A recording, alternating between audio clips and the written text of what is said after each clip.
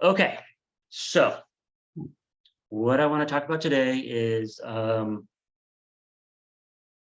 post-closing issues that come up.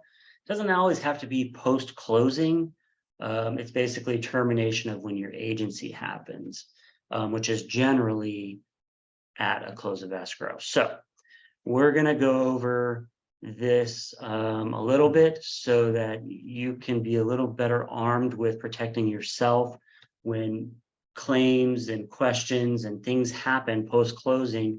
Call them loose ends, whatever you want to call them, and how to handle them a little better without getting too involved, because that is something I see happen quite often, where the realtor just, they have good intentions. It's their client. They're really trying to help their client out, but it's actually getting them into hot water a little bit when they're giving a little bit too much advice post-closing about things that may have come up. So we'll start with listing agents.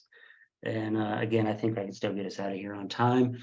So when does agency relationship and accompanying duties begin and end in a real estate listing broker, a salesperson, and a seller? So a written listing agreement creates an agency relationship between the brokerage and the seller. An agency also may be created without a written agreement, which is rare for agents representing sellers. We see this on the buyer side usually, but not so much on the listing side. Usually we have the listing agreement and we've created agency. The agency terminates upon the expiration of its terms or completion of the transaction for which the agreement was created. So you can see that this is section 12 of the listing agreement. Right here, it tells you how agency stops. Seller acknowledges and agrees that the representation duties of and agency relationship with the broker terminate at the expiration of this agreement, or if it occurs first, the completion of any transaction specified in this agreement. So basically, if there's an expiration or a cancellation of the agreement, but there was no sale of the home, then agency would still terminate per this clause right here. So what actions might a seller's agent take for a seller client after close of escrow? So if a seller has left personal property behind pursuant to 8B1 of the RPA, a buyer serves on the agent a notice to remove the unwanted items that are addressed to a seller. The agent should forward the notice to the seller if the seller's agent or if the seller's address is known to the agent, so you know where the seller moved, or inform the buyer that the agent does not have an address for the seller. So how do you do this? A lot of people don't know it, but if you go into your zip forms, there's actually a whole library of sample letters in there that you can use for things like this.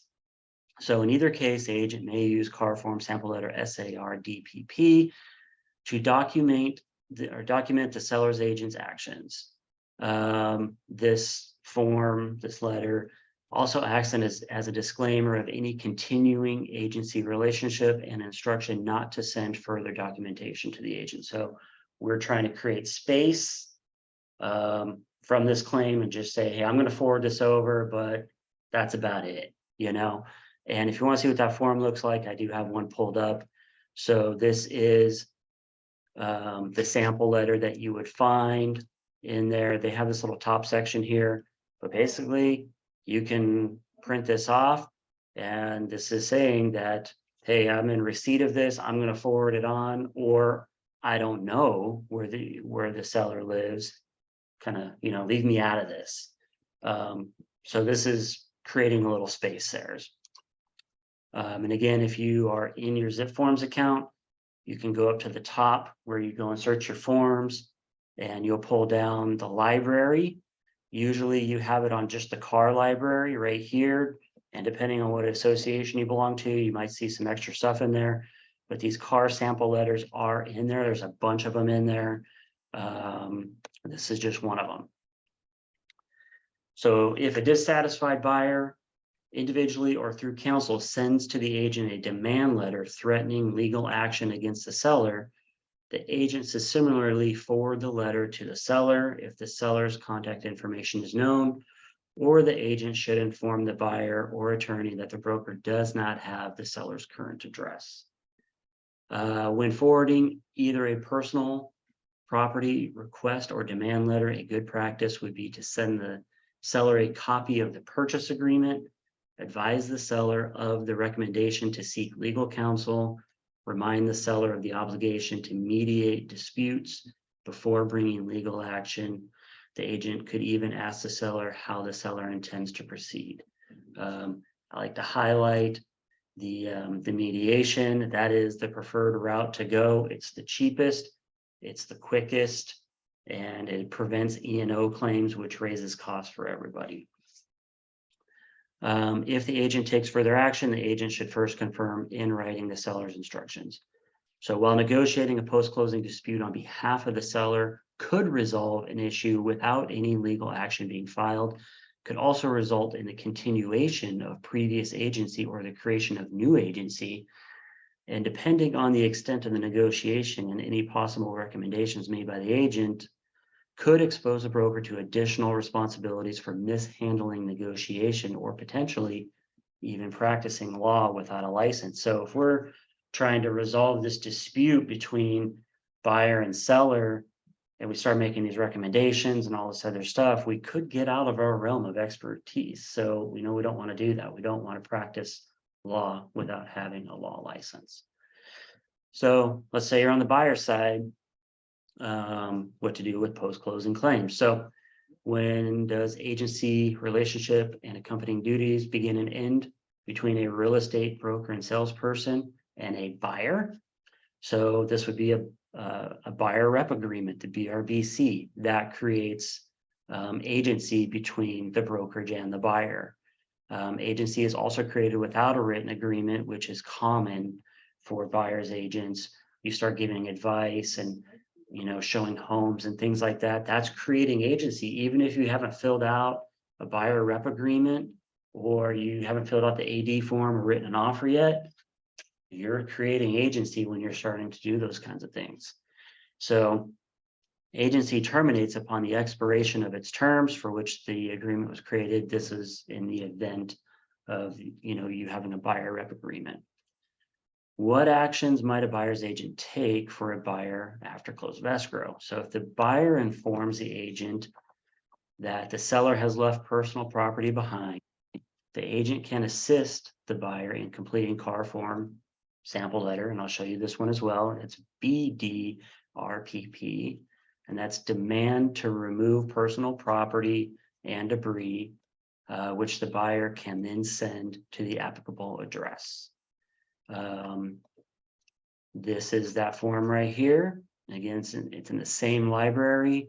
This is on the buyer side here. And again, we're saying what they left behind. I just typed in some stuff, a pool table, swing set, bag of trash in the garage. So we are demanding that they remove this stuff. And you can check that one out for yourself. So I'm not going to get into it for sake of time.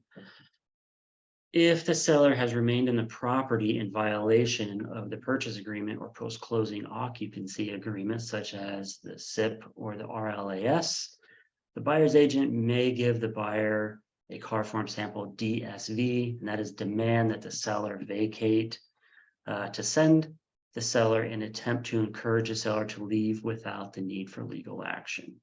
The agent should also inform the buyer of the need to seek legal counsel to discuss options if the seller continues to remain in possession. This is not stuff you want to start getting into. We want to create distance and space, give them their options and have them go seek those options. The form DSV, this is what that looks like. Same car library or same sample letter library in your Zip Forms account. There's a little bit of info here. I encourage you to go read these if this has ever happened to you and you haven't seen these sample letters before. Go check them out so that way there next time you know what to do. If the buyer contacts the agent about a broken appliance or system, this happens like all the time. Buyer moves in, 3 weeks later, they're like, hey, this isn't working. The agent may suggest the buyer contact the home warranty company that provided the policy purchased in the transaction. The buyer contacts the agent about a discovered defect in the property. The agent should advise the buyer the recommendation to seek legal counsel and remind the buyer of the obligation to mediate disputes before filing legal action. Again, we want to always remind them of that. While negotiating a post-closing dispute on behalf of the buyer could result in an issue without any legal action being filed. This is the same thing as on the seller side. It could result in continuation of previous agency. You can start creating new agency. We want the agency to terminate, upon close of escrow. We want our job to be done. Unfortunately, there are loose ends that happen on quite a few transactions, and that's why we have these the car sample letters in there. You can send those out, start creating a little bit of space with that. Try not to get in a new agency position with your client. This will be the last one. We'll go over the lease listing agent, and this is for those of you who are finding rentals for prospective tenants, or you're providing tenant placement services, a lease listing. So when does agency relationship begin and end there? The written lease listing agreement is an agency relationship. So just like the listing agreement, the lease listing is also a agency agreement. This isn't just us doing a courtesy to throw it into MLS so it gets syndicated out.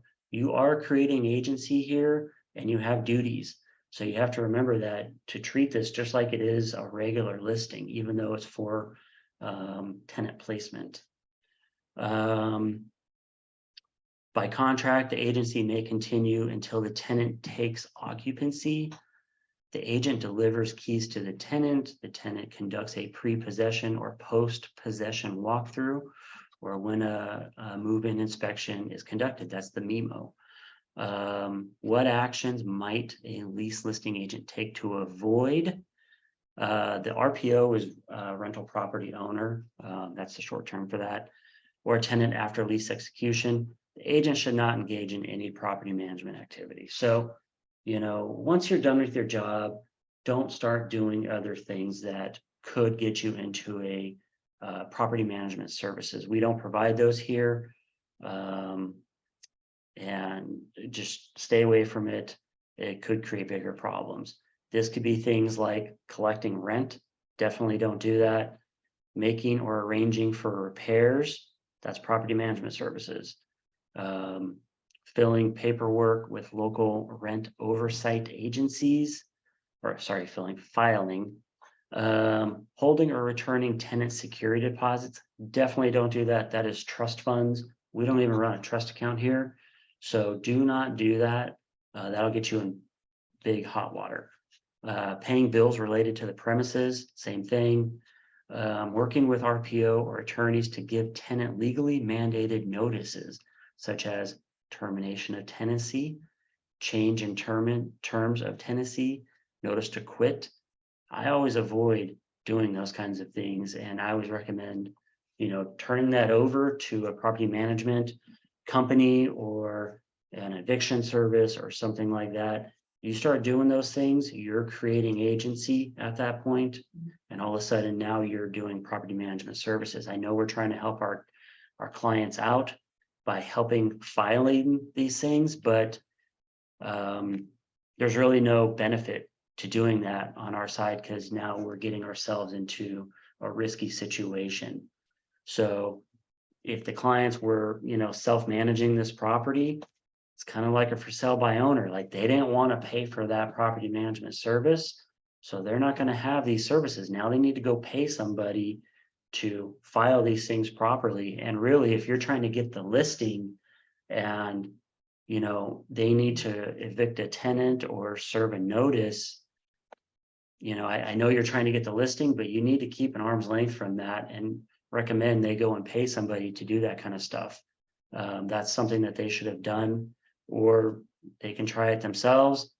I recommend they go find an eviction company or something like that, or a property manager that's going to charge them a few $100 to file these things properly and make sure it was done properly.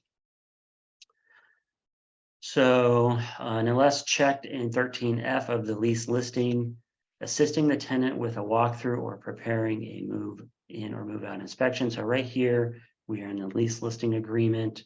You can see the agency relationships is in section 13. It says right here, and you can check whichever boxes you want.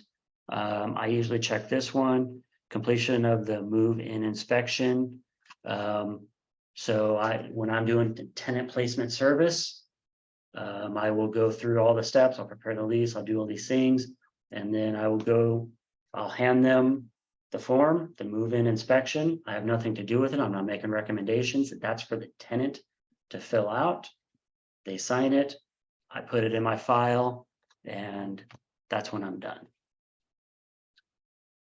The tenant contacts the agent about an issue with the premises. The agent should refer the tenant to the RPO, the rental property owner.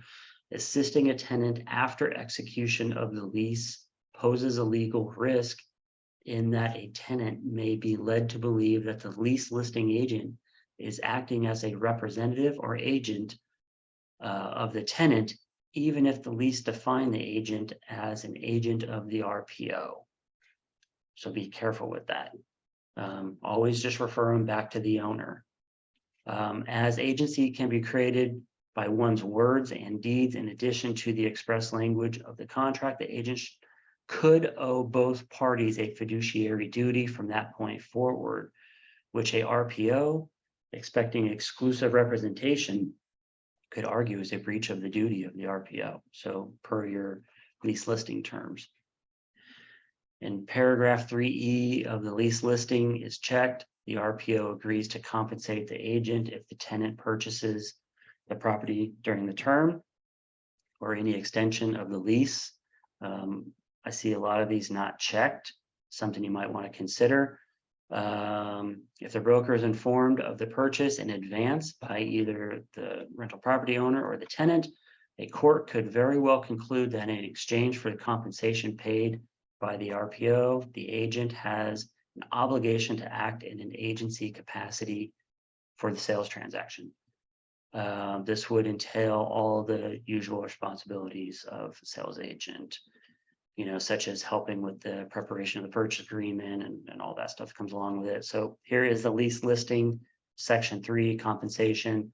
We're putting in our fee for tenant placement services and all that, but you'll see down here, compensation on a subsequent sale, meaning tenant tells the owner, hey, actually, I want to purchase this thing at the end of the lease or maybe even sooner upon mutual agreement. You can put in compensation right here in the event that that happens and create agency. So check the box, put in your compensation. Regardless of the circumstances of any of these scenarios, the agent should always inform agent's broker or office manager of the situation and act in accordance with the instructions of the person acting on behalf of the broker. So you run into these issues, give me a heads up, but go straight over to the car forms library, use those sample letters, create space for yourself, keep them at arm's length. Don't start getting too involved with these post-closing things that happen all the time. Be matter of fact, you can tell them it's company policy if you want, just to create distance, give them these sample forms, and I don't want to say wish them the best, but we don't want to get into situations where we're practicing law by giving all this advice, this legal advice. So hopefully that helps a little bit with explaining some post-closing things, what to do, forms to use. If you didn't know those forms exist, I encourage you to go check out that library. There's a lot of them in there. There's acting against the advice of a broker. That's a good one that I like to use sometimes when they're doing something that you've advised, such as non-contingent offers and things like that. So other than that, I hope, looks like we're getting out of here on time, so that's awesome. Don't forget on Wednesdays, we have our new coaching group for business growth. We're starting out with a lot of mindset stuff and getting into that.